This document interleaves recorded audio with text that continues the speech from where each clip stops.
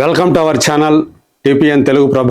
నేను మీ జర్నలిస్ట్ యజ్ఞమూర్తి. ఇక్కడ మనం తెర మీద చూస్తున్నాం చిరు పరిష్కారం అని. సో ఆయన ఫోటోతో పాటు పెద్ది ఫోటో కూడా ఉంది, రామ్ చరణ్ ఫోటో. సో ఈ పెద్ది సినిమాకి చిరంజీవికి ఏం సంబంధం అంటే సంబంధం ఉంది.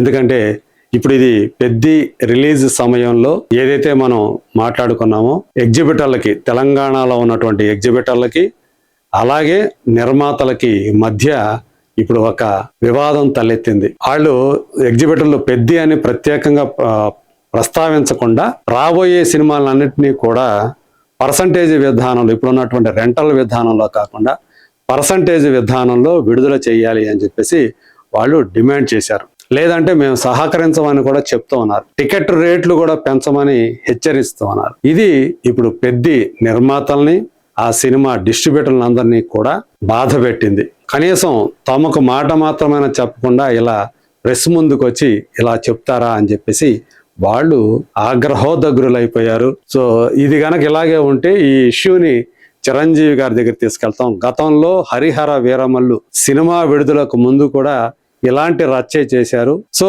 మెగా సినిమాలు రిలీజ్ అవుతుంటే, మెగా ఫ్యామిలీకి సంబంధించినటువంటి వాళ్ళ సినిమాలు రిలీజ్ అవుతున్నప్పుడే కావాలని ఇటువంటి వివాదాన్ని సృష్టిస్తూ ఉన్నారు. ఇదంతా కూడా ఉద్దేశపూర్వకంగా చేస్తూ ఉన్నారు అని వాళ్ళు అభిప్రాయపడుతున్నారు. నిన్న మాట్లాడినటువంటి నాగవంశీ కానీ, అలాగే మైత్రి రవిశంకర్ కానీ, అలాగే మిగతా నిర్మాత కానీ, వెంకట సతీష్ కిలారు కానీ. సో ఇలాంటి వాళ్ళందరూ కూడా వాళ్ళు ఏదైతే ఎగ్జిబిటర్లు చెప్తున్నారో ఎగ్జిబిటర్ల కష్టాలు మాకు తెలుసు, కానీ మా కష్టాలు కూడా ఉన్నాయి. సో మరి మా కష్టాల సంగతి ఏంటి, అది ఎవరికి చెప్పుకోవాలి అని వాళ్ళు కూడా అడుగుతున్నారు. సినిమా పెద్ద సినిమాని, పెద్ద బడ్జెట్, ఒక సినిమాటిక్ ఎక్స్పీరియన్స్ కోసం మేము భారీ బడ్జెట్ తో తీస్తున్నాం. సో దానికోసమే మేము టికెట్ల రేట్లని పెంచుకుంటున్నాం. అవి పెంచుకోకపోతే ఇప్పుడు ఉన్నటువంటి పరిస్థితుల్లో ఇవాళ పైరసీ భూతం అనేది ఒకటి ఉంది. వెంటనే అది వచ్చేస్తూ ఉండటం, సాయంత్రానికల్లా కూడా మనకి ఆన్లైన్ లో వచ్చేయటం. సో ఆ మేరకు అదంతా నష్టం కలుగుతా ఉంది.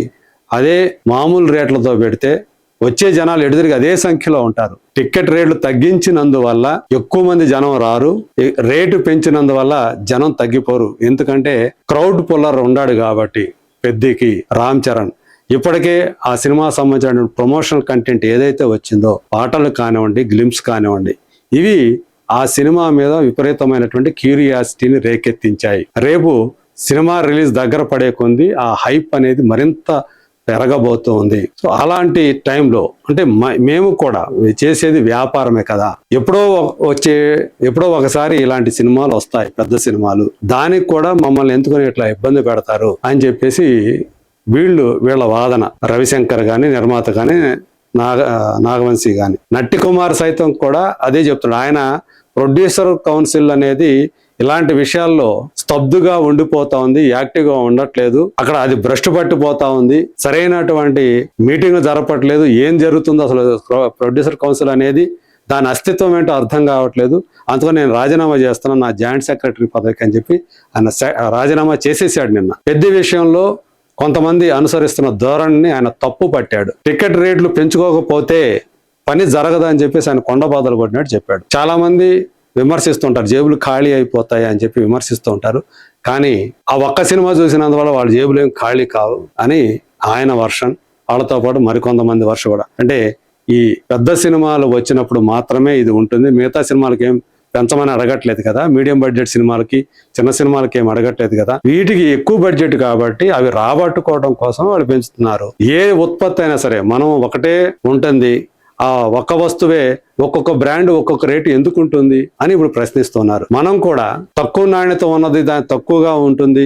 సబ్బుల దగ్గర నుంచి పళ్ళు తోముకునే పేస్ట్ దగ్గర నుంచి అన్ని కూడా ఒకే రేటు ఉంటున్నాయా? ఉండట్లేదు కదా. చాలా కాస్ట్లీ ఎందుకు ఉంటున్నాయి కొన్ని, వాటి నాణ్యతను బట్టి, అవి వాటి బడ్జెట్ను బట్టి, అవి తయారయ్యేందుకు ఎంత ఖర్చు అవుతుందో దాన్ని బట్టే కదా వాడు పెట్టుకుంటూ ఉన్నారు. అదే విధంగా ఈ సినిమాలు కూడా అంతే. ఇది వ్యాపారమే. ఏదో మేమేదో అభిమానులను దోచుకోవడం కోసం ఇలా చేస్తున్నామని చెప్పేసి అనుకోవటం అనేది అది తప్పు అభిప్రాయం అని చెప్పేసి వాళ్ళు అంటున్నారు. మరి అందులో కూడా నిజం ఉంది కదా. మనమే రకరకాల మనం వాడే రోజువారీ దినచర్యలో భాగంగా మనం వాడే వస్తువులు ఏవైతే ఉంటాయో అందరం కూడా ఒకే రకమైన వాడం కదా, ఒకే రేటు వాడట్లేదు కదా. సో అదే విధంగా అది దీనికి వర్తిస్తుంది అని వీళ్ళు అంటున్నారు. అందుకనే ఈ పంచాయతీని చిరంజీవి దగ్గరికి తీసుకెళ్తామని చెప్పేసి వాళ్ళు చెప్తున్నారు. ఆల్రెడీ ఇది చిరంజీవి నోటీస్కి వెళ్ళింది గొడవ, కావాలని వీళ్ళు దిల్ రాజు వర్గం వాళ్ళు చేస్తున్నారు అని చెప్పేసి కొంతమంది, అంటే వెనక ఉండి ఏషియన్ సునీల్ నడిపిస్తున్నాడు, దిల్ రాజు వాళ్ళు కూడా ఉన్నారు ఇందులో ఇన్వాల్వ్ అయ్యారు. దీనికి వ్యతిరేకంగా,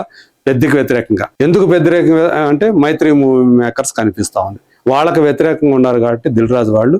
అందుకనే ఇప్పుడు ఇలాంటిది థియేటర్లు తమ చేతుల్లో ఉన్నాయి కాబట్టి సింగిల్ స్క్రీన్ థియేటర్లు దాన్ని అడ్డం పెట్టుకుని సింగిల్ స్క్రీన్ థియేటర్లో విడుదల చేయకుండా ఆపితే పెద్దని చాలా నష్టపోతారు నిర్మాత అలాగే డిస్ట్రిబ్యూటర్. అదే ఇప్పుడు వీళ్ళకే కలిసి వస్తున్నటువంటి. సో మరి చిరంజీవి దీనికి ఎలా పరిష్కారం చేస్తారు దీన్ని, ఈ పంచాయతీని? అంటే చెయ్యాలి అంటే దిల్ రాజు వాళ్ళతోటి ఆయన మాట్లాడాలి. సో ఏదైతే వాళ్ళు డిమాండ్ చేస్తున్నారో పర్సంటేజ్ సిస్టమ్కి మరి ఆయన ఏమంటారు, ఎందుకని ఇప్పుడే ఇలాంటి తీసుకొస్తున్నారు మా సినిమాలని మరి ఆయన అంటాడా, అనగలుగుతాడా? ఇవన్నీ కూడా ఆసక్తిని రేకెత్తిస్తున్నటువంటి ప్రశ్నలు. చిరంజీవి దగ్గరికి వెళితే ఈ పంచాయతీ ఆయన దీన్ని ఎలా పరిష్కరిస్తారు, కూర్చొని ఏం మాట్లాడతారు, పెద్ద నిర్మాతలకి డిస్ట్రిబ్యూటర్లకి న్యాయం ఎలా చేస్తారు? ఇవి ఇప్పుడు చాలా మంది మనసుల్ని తొలుస్తున్నటువంటి ప్రశ్నలు. మరి చిరంజీవి అయితే ఇటువంటి విషయాల్లో పెద్దగా ఆయనకి ఇదివరకు తీర్పులు ఇచ్చినటువంటి అనుభవం లేదు. వేరే అంశాలు ఆయన దగ్గరికి వెళ్ళటం, ఆయన మాట్లాడటం అవి జరిగింది. కానీ మరి ఇది తన కొడుకే కథానాయకుడిగా తయారైనటువంటి సినిమాకి వచ్చినటువంటి పంచాయతీ. మరి ఈ పంచాయతీలో అవతల వైపు ఉన్న వాళ్ళు కూడా ఆయనకు బాగా తెలిసిన వాళ్ళు, సన్నిహితులే.